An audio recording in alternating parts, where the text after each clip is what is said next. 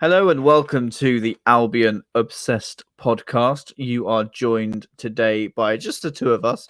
Our squad is as thin as the Albions at the moment, but we're here to have a good chinwag. So let's welcome to the show Dagan. How are you doing, Dagan? Hey, thanks, Joe. Always good to be on Albion Obsessed, even on a day that is less than satisfactory. But I'm doing okay. How are you, my friend? Yeah, I'm okay. Um, it's a weird one. Like we should be beating teams like Burnley and this, that, and the other. But then, they're fighting for their lives down at the bottom of the table. So you have to take some perspective, and that's what we're going to aim to try and give the listeners, viewers, however you might be consuming your Albion Obsessed content today.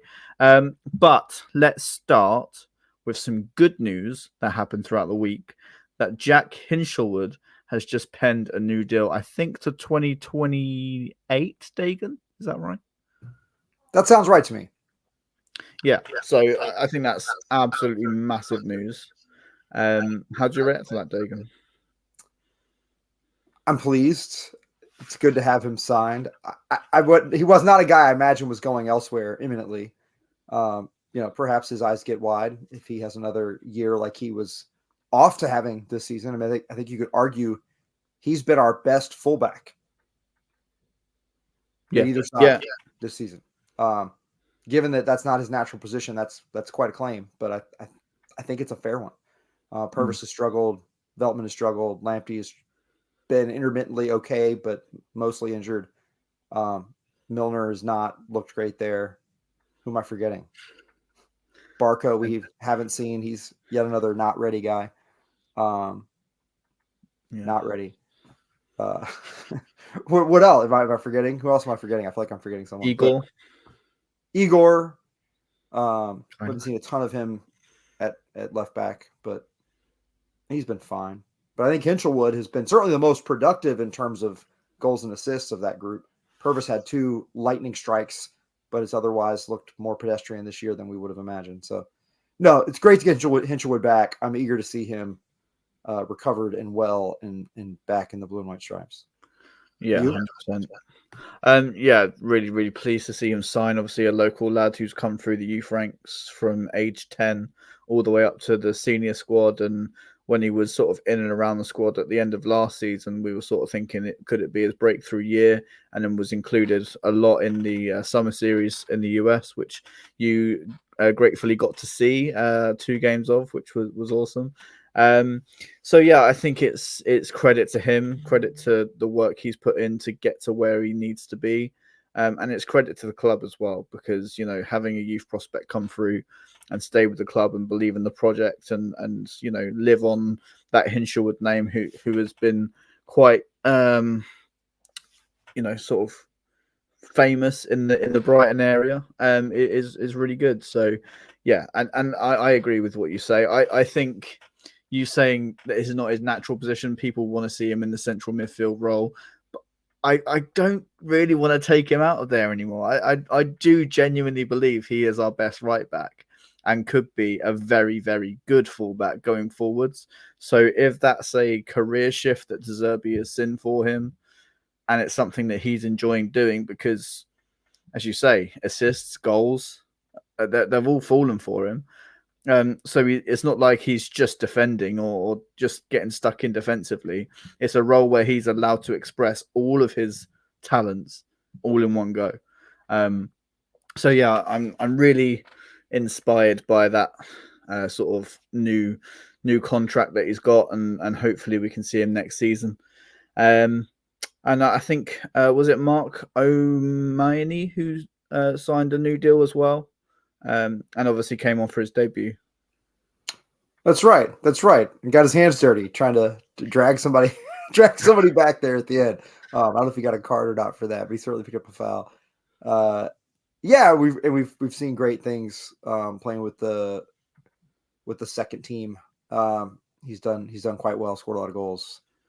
Another Irishman like our young Evan Ferguson. But no, excited to see more of him. He looked bigger today than I expected him to look out there. I'm not sure what his size is, but he looked bigger in stature than I expected. Do you know the details there? What are your thoughts on it? I don't know the exact details of his height, but he did look quite big, quite physical. A player that could easily adapt to the Premier League if he's given more time. And I think given the circumstances of our squad, and as we go towards the end of the season, I think he will be given more time. I think there will be opportunities for a Cam Pupion or a Marco Miney to come on and really make a stance going into next season, and possibly be a part of another pre-season tour and make the stamp like Jack Hinshelwood has done. It's good to see the club keeping those doors open, but I think we're sort of forced really because we're having to include these young players on our bench to make a full Premier League squad, which is not ideal with the injuries that we've had, which everyone knows about. And we'll get into another injury that we picked up today, which is not ideal at all going forwards for the last 5-6 games of the Premier League season. Let's not dabble too much and ignore the fact that we drew 1-1 to Burnley today, Dagan. Some good news is that we started with Bart Verbruggen in goal again. So has the goalkeeper rotation stopped? That certainly seems to be the case, much to my relief. I wish it came with results. Poor Bart has not gotten a lot of goal support. He's had a number of clean sheets. And today, one unfortunate goal allowed. Although it's hard to pin today's goal on him. He couldn't play the ball with his hands. Had to rush out. I mean, otherwise left with a very easy one-on-one for, I can't recall who was there to punch it in potentially. But Baleba just mistouched the ball, playing it back to him. Clearly an attempt at a pass. So no way Bruggen could touch it with his hands and let one in. But I think he's been the all-around better keeper for quite some time now. Jason Steele is a quality human being and been a great servant to the club, as I know you guys are fond of saying. But I think he's our number two, and I think it's okay. It's okay to be the number two goalkeeper for a Premier League club. It doesn't mean you're awful. And he's certainly not someone I would dread having out there ever. I just think for Verbruggen is his additional size, his additional length.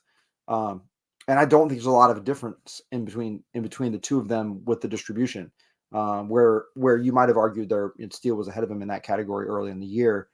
Given that, I think it makes sense to play the younger guy who is theoretically your future, or if he's not your future, find out and move on to the next young prospect. We've got a bunch of young goalkeepers in our system. So if it's not Bart, let's find out who it is. But I think Bart has looked strong so far and acquitted himself well.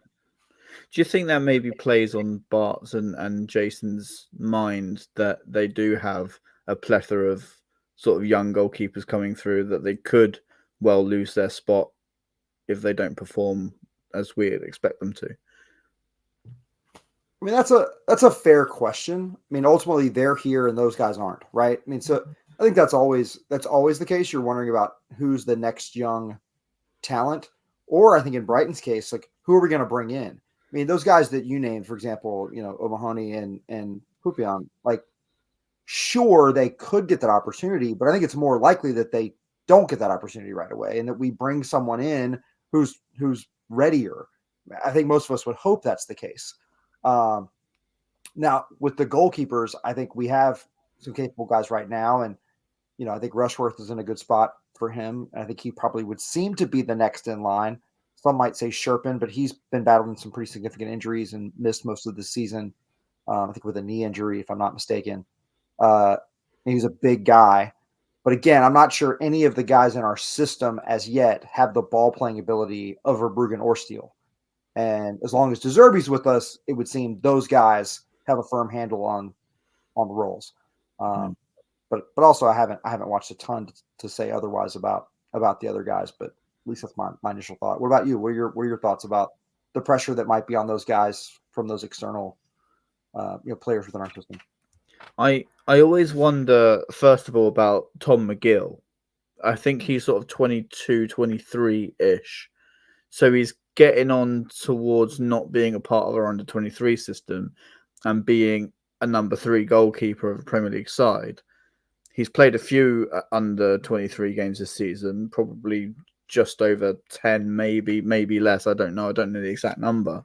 But I don't know the role, what he's going to do, when these bigger prospects do come back, especially Rushworth. I think is the next best thing, and people always refer to his save that he made, I think for Worthing a couple of years ago, and it was probably one of the best saves that you'd ever see, and it went viral. It was so good.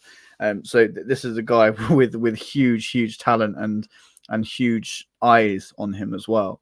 So for McGill, where's that next step for him? Does he move on to a championship club? I always wonder of the role of the third choice goalkeeper, but Jason Steele will know that role quite well. He played that role for sort of 3-4 years before getting that call up from De Zerbi last season. So yeah, I think that they must be looking over their shoulders as to who might come back from loan and who might stay at the club and sort of push them out of their current job role. But I think for McGill as well, surely he's got a little bit more ambition about him to want to go and be a number one somewhere and make a career out of what he wants to do. Because I don't know how long you stay a number 3 for, especially at the age he is. Yeah, it's a fair point. Premier League salaries are Premier League salaries. I'm sure there is some difference. I don't know how, being down the depth chart compares with being a starter at a lower level. But I suspect it's, yes, everyone wants game time, but being at the highest level is being at the highest level, especially if you're a tick away. I think you're right. Being a third choice goalkeeper means you're not going to see a lot of time. And then once you're out of that ability to play with the second team, you're like looking around, what is my role here? So it'll be interesting to see both with McGill and I think with Steele too. Do they move on in the summer, and do we, bring in one of our new keepers to be the second choice, or do we stick with Steele, as a second choice, or maybe a dual second choice with a new keeper in the fold? I guess time will tell this summer. And it's going to be a big summer as well, and something that we would probably touch on towards the end of the show, because I think we have spoken since with the big profits were announced, but something that we want to dabble in a little bit more, because I think there's a lot of beef to talk about this summer. There's a lot of meat to get stuck into and really think about where this club's going to go next, because a lot of people are sort of feeling very negative, thinking the club's taken 2 or 3 steps back this season. And, where do we go next season if we haven't got Europe? Are we still going to be a big enough pool? But I think that's something we get into sort of towards the end of the show. Tells you how much we don't want to talk about the game, because we've been talking about what is Tom McGill's role. Let's get into the game, Dagan. The first half was incredibly frustrating. Now, I was on a Burnley podcast a couple of days before the game, and I sort of said what we struggle against is a low block. If you do that and just hit us on the counter, you will have joy. But Burnley didn't come out in a low block, did they? They came to play. So do you give them some credit there? I give them a lot of credit, and they had everything to gain, right? I mean, both of us, interestingly enough, were in a similar position.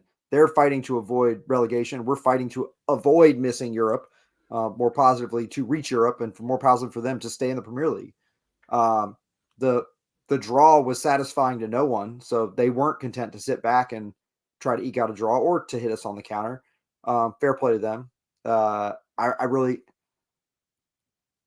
as bad as it was in the final third for both teams in the first half, it was otherwise a pretty enjoyable game to watch. In the middle of the park, where both teams were, fighting for the ball, winning the ball in the middle of the pitch. I thought we were attempting to be much more direct, even in the first half, which led to a lot of the giveaways that may have seemed needless in the context of, Brighton's beautiful football. But I thought in earnest was in an effort to create a goal scoring opportunity in ways that we've really struggled to do lately. When we did get those opportunities, we just didn't do a whole lot with them, including early in the second half where, I thought for sure we would have a couple of chances and we didn't even get shots away. I think it was Welbeck on the first and a Dinger on the second, or maybe no, I'm reversing that. It was a Dinger on the first and Welbeck on the second, where it just seemed like, oh, surely we're gonna get a shot on goal here, maybe a good one, and we didn't even get a shot away. Which there were some nice defensive efforts, pretty hefty shirt pull on the Adingra. On the second angle, on the initial angle, I thought great challenge, all clean. Second time around, I saw it. I saw like, oh, there's a pretty sizable shirt pull, but I think Adingra went down too easily, and there's no call. We're on the road. We're not going to see that. But yeah, what was your take on the first half? Just really frustrating because I think the expectations have risen for what you expect a Brighton performance to be. And I think they've risen correctly. I think people should expect more from their team. They should expect us to go to Burnley and really control the game and sort of have the better chances. But again, you really have to look at the context of the season and when we're playing them, because 3 points for them today would have been absolutely huge. It would have taken them up to 22 points, I think. 3 points off of Luton, and then a point or two off of Nottingham Forest. So they would have had a massive chance to stay up had they have beaten us. And I think you have to give them credit for coming and playing a game and taking it to us. I think that the really frustrating thing that I took out the first half was obviously Purvis Estupiñán's injury, and us having to bring on Igor, because I think with a fully fit and flying Purvis Estupiñán, you get a fantastic fullback who's going to charge you up the pitch. I just don't think he's been that this season. And I don't know if he's been playing at sort of 70, 80% and whether he's fully fit, because these injuries seem to be happening so easily. And someone pointed out that they believe that only his injury against Ajax and today and March's injury have been the only big injuries that have happened on the pitch, and all of the other ones have been from training, I believe. I can't recall any other big injuries happening sort of off the pitch. So I think it's quite concerning as to what's happening in training. I want to know what's going on there. And I think a lot of people have questioned that a lot of the teams that are having the injury crises right now are the teams that competed in the summer series. So is there something in the US water there, Dagan, that we should be knowing about? Bring back to Brighton to do a test on, because it just seems like Newcastle have sort of like 14 injuries. We're up to 10 now. And João Pedro was hobbling as well. That was extremely fearful, because I thought, he's just come back and he's going to go off again. It's just frustrating, right, to see Estupiñán go off and our injuries grow yet again. Yeah, I mean, I think there are questions to be asked, and I'm certainly not the one to answer them at this point, about just the additional football being played year round for all of these guys, and if training methods have stayed the same over the time that games have crept up and up and up. We certainly know for Brighton games have crept up, but for a lot of clubs, guys are playing roughly the same number of games. So the international schedule demands, the additional cup matches, the league matches, and then you're looking at Champions League, European leagues, adding another 2 games to every team that enters. It's more. It's pretty logical conclusion that the more you're out there, hour by hour, the chance of getting injured are greater. But I think we're seeing, a greater impact than what would simply be a math problem of X number of hours equals X number of injuries or Y number of injuries. It seems worse than that. And so I'm not sure of how this cumulative effect is taking its toll, but it certainly seems to be the case. What I would say that is interesting to me is that Brighton has rotated our players much more than a lot of other teams. Now, we've seen injuries catch up with Villa, for example, late in the season in ways that it didn't early in the season when they weren't rotating their players and we were ours. My thought about the over rotation early in the year, and I think I said this in our chat earlier, the injuries are going to come given the context of football as we know it right now. And so play your best players when you have them, because regardless of how much you're saving them for, to prevent injury, it seems like that doesn't really work. Guys are getting hurt no matter how much we rest them or don't rest them. And I think that seems to be true across the board. So hindsight's 2020. And I look back at some of the games we drew where I feel like we put out a weaker team because the thought was, well, we're saving guys and trying to keep them healthy, but that didn't happen. Like, we didn't keep guys healthy. We just kept getting injured no matter how much we seemed to rest players. Yeah. Do you think that then in turn puts more pressure on the players that are fit and the players that you do expect to be starting every game for Brighton, like Pascal Gross, like Simon Adingra, like João Pedro? Does that put more pressure on them to perform because they know that they've got a weaker team around them? I mean, I guess. I don't know. Like, look, I haven't been a professional athlete. I was a college athlete. The idea of more pressure to me is really almost foreign.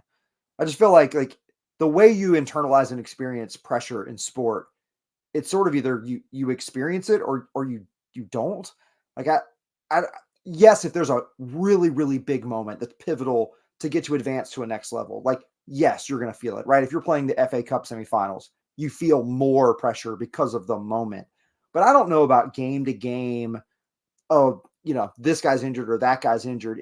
If individual athletes feel a ton more pressure, I think if they're being asked to do something outside of their normal role, then sure, maybe they're a little less comfortable with that particular thing. But, no one's being asked to take corner kicks. That's still Pascal Gross all year long, no matter whether it's the first man or, it's a pass to the goalkeeper or is hit into the abyss. It's still Pascal Gross taking the corners. Sorry, subtle dig, not so subtle dig at Pascal, but man, I would love to see somebody else take a corner kick once in a while. Just try it, see what happens. No, we're good. We're good here. That maybe lead us to another point. I don't know. When you asked that question, do you have thoughts? You feel like that pressure is wearing on our guys, or what led you to ask that? I think it's knowing that, Pascal Gross is one of the most creative players for Brighton over the last 5-6 seasons, and has been absolutely fantastic for us. One of the biggest chance creators outside of the top six. We know all of his numbers. We know how influential he is the way we play. I just think about it staying a bit stale because they're the only players that have the reputation to come into our side and to be the first name on the team sheet, or to be the person that you look to and go, thank God they're starting, thank God they're starting, thank God they're starting, because they can do something for us. So when they don't do something for us, you're calling on fringe players and inexperienced players to step up to the plate, which I know you have to do as a Premier League squad. You have to have a squad big enough and strong enough to compete when these freak injury situations do happen. I just worry that sort of Pascal takes to the field and thinks, if I have an absolute stinker here, everyone's going to have an absolute stinker. Or if Simon Adingra's off it, we've got no width. If João Pedro's coming in, is he starting instead of Welbeck? That takes another dynamic out of our side. We've just got so many limited options at the moment. And I had a discussion with someone on Twitter, X, however you want to call it, about plan B and about De Zerbi having no plan B. I commented back saying, he's starting with his plan B. He's got 10 big players out that he can't call upon.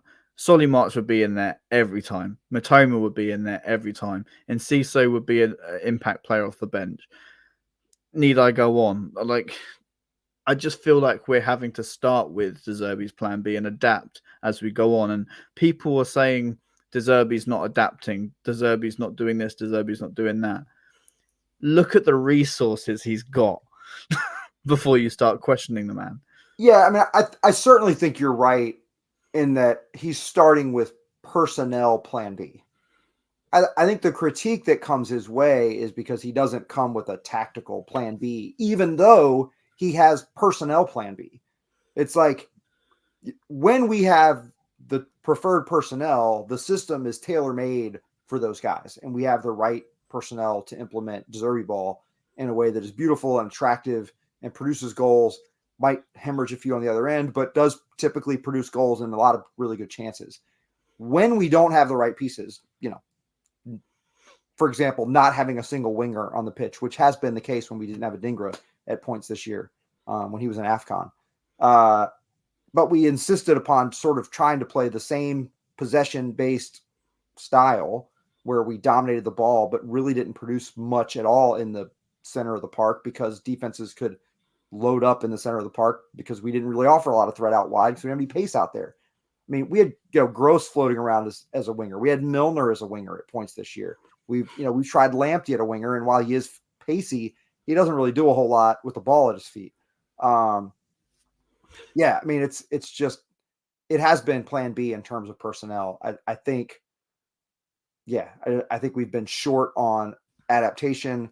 I haven't seen us try to play directly through the middle the way we did today. I thought that was one of the positive takeaways is it looked like a little bit of adaptation today instead of just trying to play it up the flank. We did in fact bring the ball into the middle more, I thought. João Pedro, when he's wide, I think because he is a more central player typically, drifts into the center of the park more, and so that probably initiates some of that action because he doesn't just hold his width out on the outside. He's just all over the place. But I mean, I think we look at our season, and I know these numbers are there. I ran them all. I haven't run them lately, but Ferguson has been out. But the numbers with Ferguson and João Pedro together were incredible in terms of our goal production. I mean, we're approaching 2.5 goals a game with those guys out there. We have really not been great without both. We were even worse without João Pedro as a single player. But really, we've looked our best with those two in tandem, and we've done that. Even we had those two guys available, we've done it very little, which is another place where I feel like De Zerbi hasn't adjusted. Is he a great manager? Yes. We talked about this in the chat. I do think he's a little bit inflexible, and whether it's injury prevention, whether it's a personnel choice, whether it's young guys who, when we see them appear ready, but the narrative that we hear is they're not ready. I mean, Baleba was not ready all season. He's looked like our best, if not certainly one of our best, if not the best guy on the pitch for what has he been out the past 3 or 4 games consecutively. Did he make a mistake today? Sure. But I think like everything that he brought us with that one mistake, and it was a catastrophic mistake for the result today. But our opponents made a catastrophic mistake and gave away a goal too. So that sort of evened itself out. But his tracking back and disrupting play, I mean, so much that he does well that we just don't have a replacement for. I wish we could have seen more of him with the rest of our best team. And again, I don't know. I feel like we're overly critical, but I think it's fair to say maybe we didn't get the best out of what we had available. I think your point is really, really well made. We very rarely had our best available guys over the course of this year, which lessens the disappointment to me in part about the overall season. Yeah, and I think when the season does end, it will be something that we look back on as a full-on perspective and look at the injuries that happened at key moments. Having João Pedro out, obviously, for the round of 16 in the Europa League, would it have made much of a difference? He could have taken more of those chances that we created at the Roma stadium. But the argument I make back with regards personnel plan B and tactical plan B is that if you're playing with your personnel plan B, how much does that limit you tactically plan B if you've got a certain way of playing with De Zerbi? He does operate 1 or 2 different systems. It's not like he's completely one-dimensional in what he tries. We see back threes, we see back fives in possession, out of possession. We see back fours. We see a number 10 supporting a striker. We see Facundo Buonanotte floating in that role. So there are different types of players and different tactics that De Zerbi does try to implement based on who we're playing. So I don't know if, again, the injuries are such a huge limitation because of, what cards does he have to play? That's what my main point is at the moment with people is like, if you look at De Zerbi's hand, what can he play? What can he do differently? Yeah, again, I think that's fair. I mean, I think one thing we've seen lately as we've scored fewer goals, we've also conceded fewer, and I think we've held back. I think we've been a little more conservative in sending our fullbacks forward up the pitch. I think we've played more back three because we weren't going to send both sides forward and leave ourselves with two guys at the back. We've done a lot less of that in the back half of the season. It hasn't yielded great results in goal scoring, but I think we have been overall less leaky than we were at some points of the season. I don't know if that's a good or a bad thing, but I do think it's a little bit of an adjustment. Again, I think it's an adjustment that maybe had we made earlier. Yeah, I don't know. It's easy to critique after the fact. The things that I've been on about for most of the year, liking to see more of our young players, wishing we saw more of João Pedro and Ferguson together. Those are things I've talked about before games. I hate the armchair, quarterback after the game, naming all the things that could have been done differently. But those are things I think I've talked about pretty, regularly, just because I think we lack clinical finishing quality in the center of the park when we don't have Ferguson and Pedro together. Welbeck, for me is just not. Does he have a few great moments in him? Sure. I think he's past his best football. I hate to say that about our players, but I think we have a couple of guys on this team who just aren't bringing top 6, top 8 level play on an everyday basis, but they are everyday players.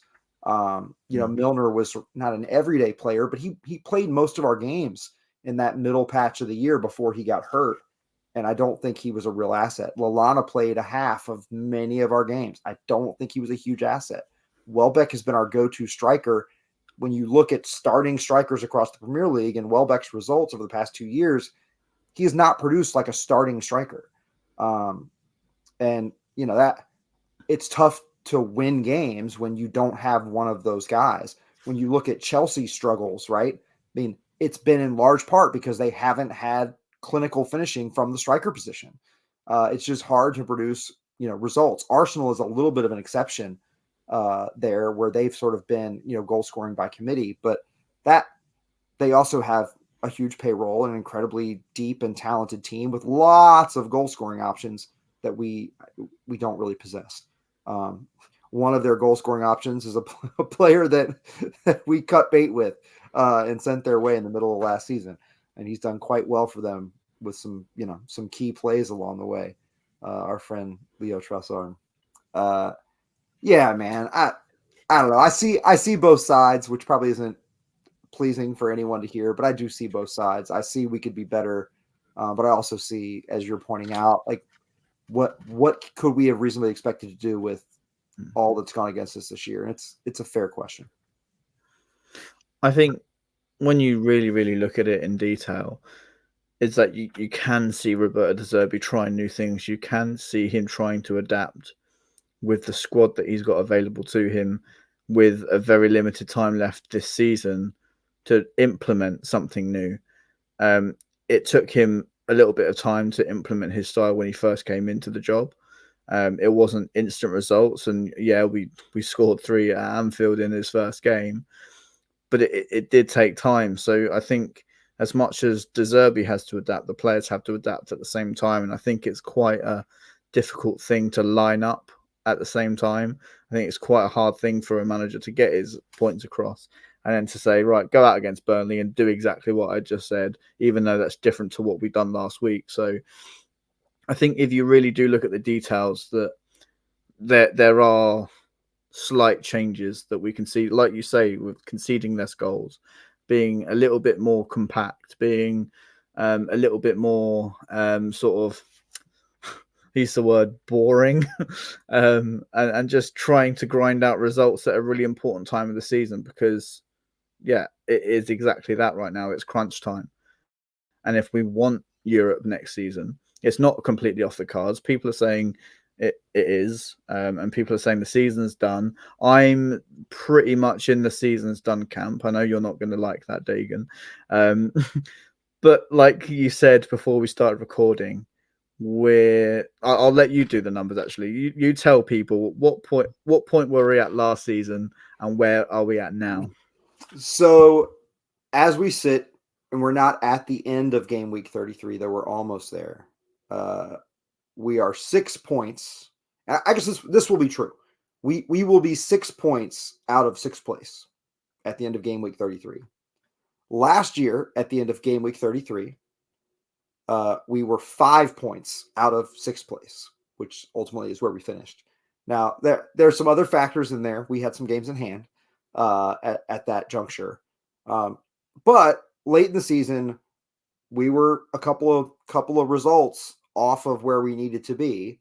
We found those results. Now, was our form as good? Is our form as good this year as it was last? We don't feel that way. And I think that's probably fair. We've not looked really good in a fairly long time, frankly, through most of 2024. But sports are fickle. Momentum is fickle. You find something somewhere, and all of a sudden things are very different. Who knows? Who knows what we produce against City? We've played a couple of really, really attractive games against City. Maybe we produce some kind of a result there, and that changes our fates. And we say, like, no, really, we are, a tough team when we play our very best. Look what we just did against the best team in the world. Or maybe the flip scripts, away at Bournemouth following that, and we a team we're battling with.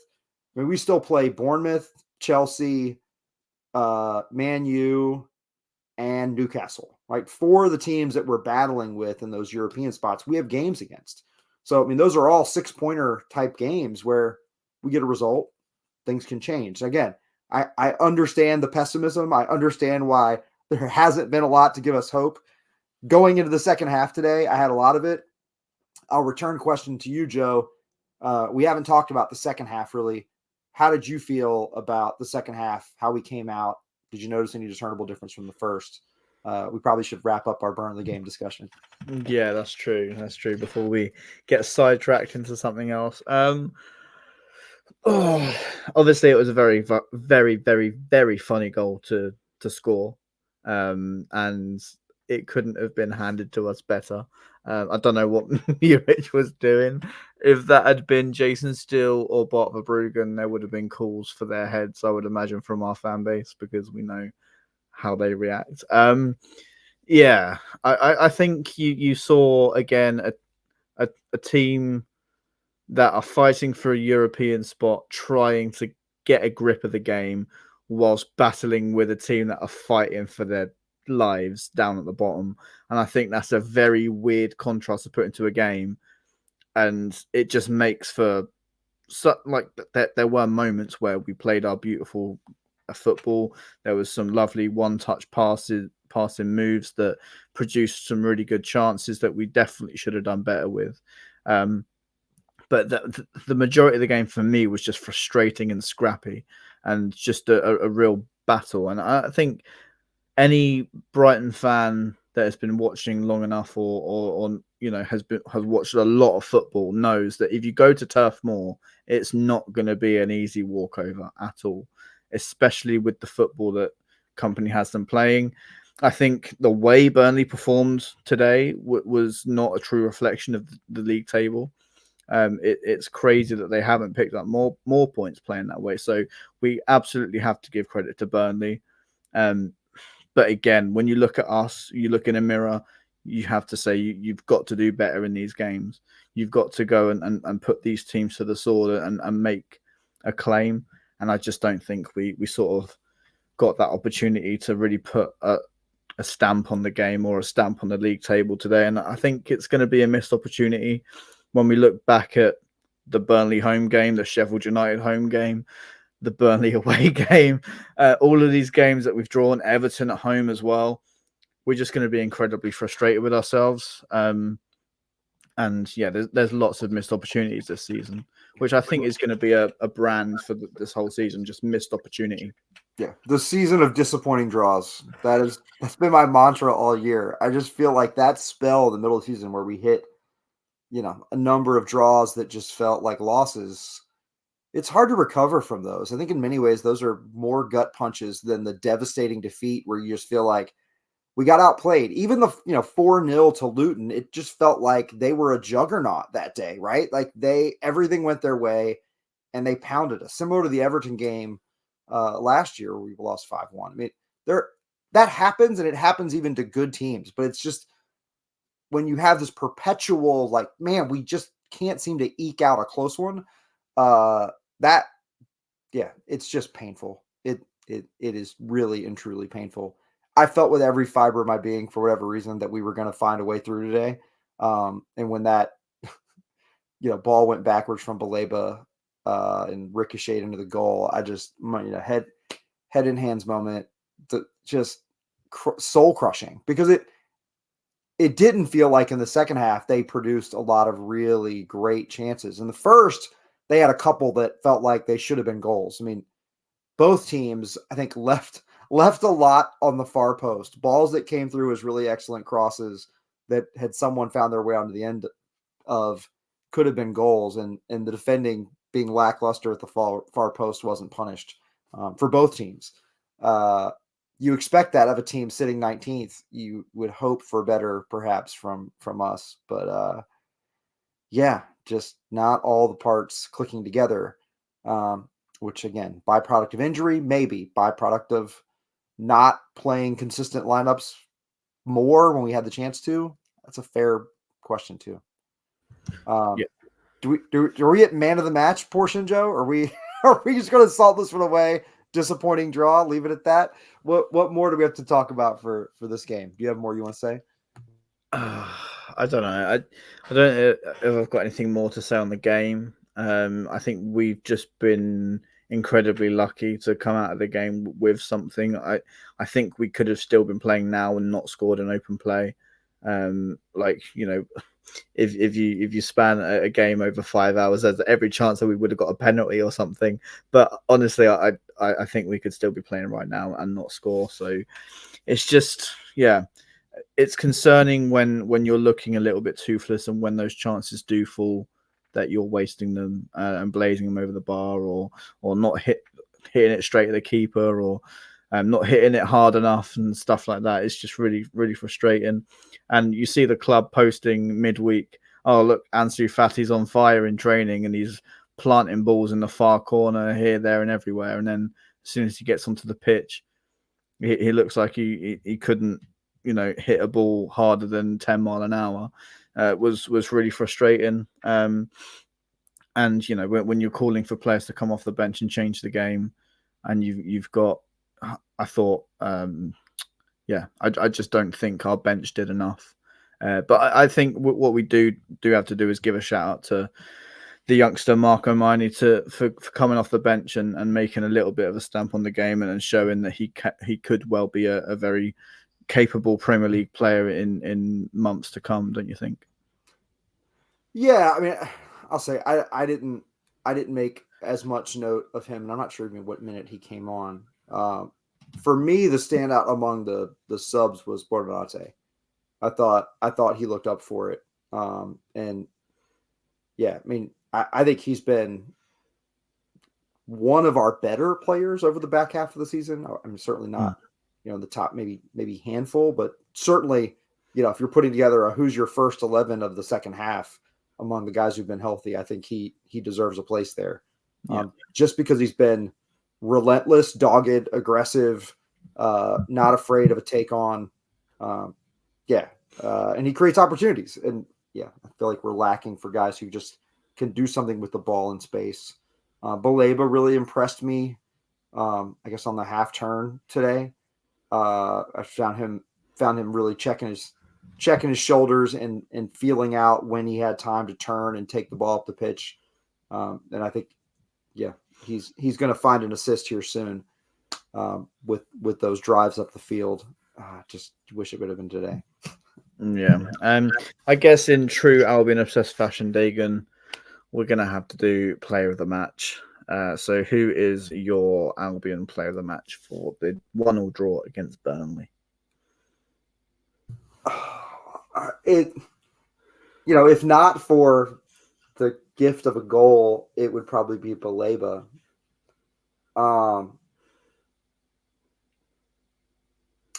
It's a tough.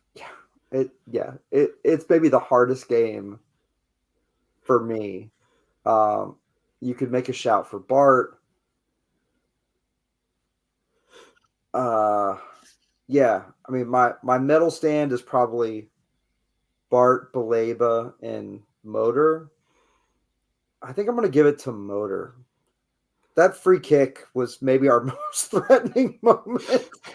And I just thought he did well all around. I don't have a good answer, and that's probably the least confident I've ever been in one of these. But I'm going to give it to Motor. Who's your pick? Give me a whole medal stand, Joe. I want to hear your medal stand. Medal stand. Oh, I've never done one of these before, Dagan. You put me on the spot. Okay, so my medal stand would be Carlos Baleba in third. No. I'm going to change that. I'm going to say Jakob Moder third. Carlos Baleba second. And first, he wasn't even wearing a Brighton shirt. I give it to Muric. That's a cop out. Come on. Okay, right. So that's fair. I mean, does that mean Baleba gets your Baleba gets he gets my gold medal.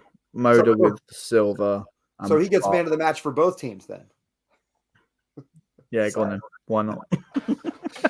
Oh gosh, what a painful, disappointing draws. But we go again, and like I said, I think we just have to find some results against these teams who are competing with us for position. Those are the games that are going to end up mattering the most. Bournemouth has been tough. They just drew with United today. That's going to be a tough one on the heels of Man City. It's going to be incredibly tough end to the season. I think we've got to play. So only one of the teams that we're playing is below us right now, which is a little bit of a scary prospect. Yeah, so Bournemouth are below us. Everyone else that we're playing is above us. Going to be a very, very tough end to the season for sure. And there's still points up for grabs. I think that's what people have to remember. The season isn't done as much as we might mentally think it is. De Zerbi hasn't left yet, so let's enjoy him whilst he's here, and he might even still be here next season. The Athletic did report that confidence is growing that Roberto De Zerbi will still be the Albion manager next season. It's going to be one heck of a merry-go-round this summer, isn't it, Dagan? It is, right? We've got money burning a hole in our pocket, so that's easy to feel good about, right? It will be interesting to see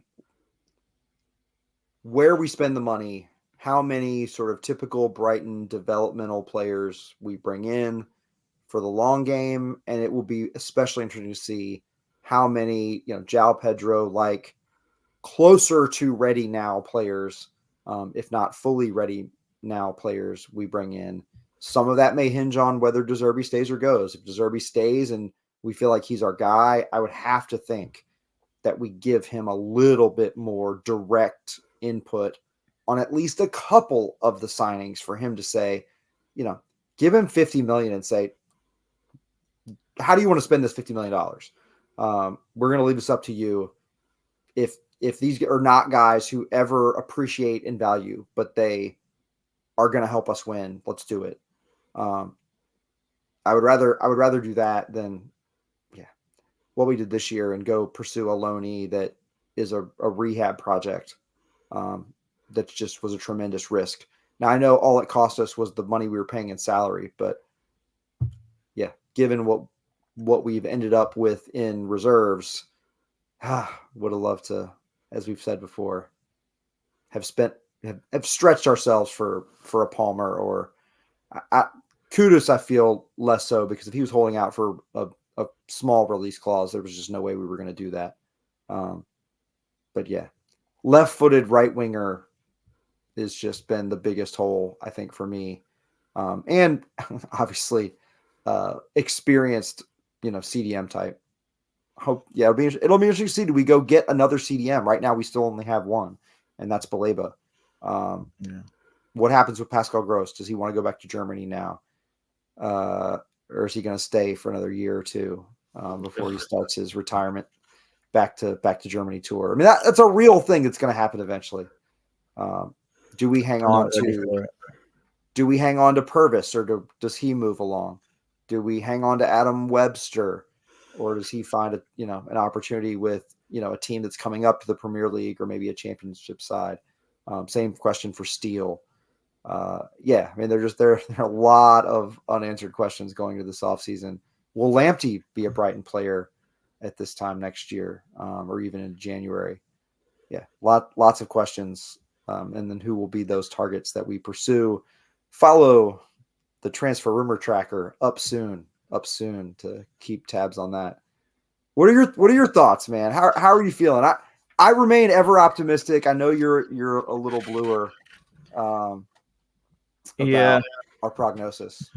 I'm bluer over this season. I think I'm done with this season now. I want us to look at the summer transfer window.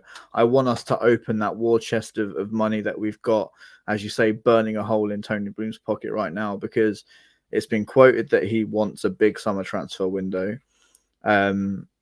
So let's do it. Let's go. Let's see who we bring in. I'm really excited for next season. So I don't want the fact that I'm a little bit more down about this season to sort of jar that. I'm very excited for where this club's going to go. And I think people have to know that we are the best run football club, arguably, in the world right now.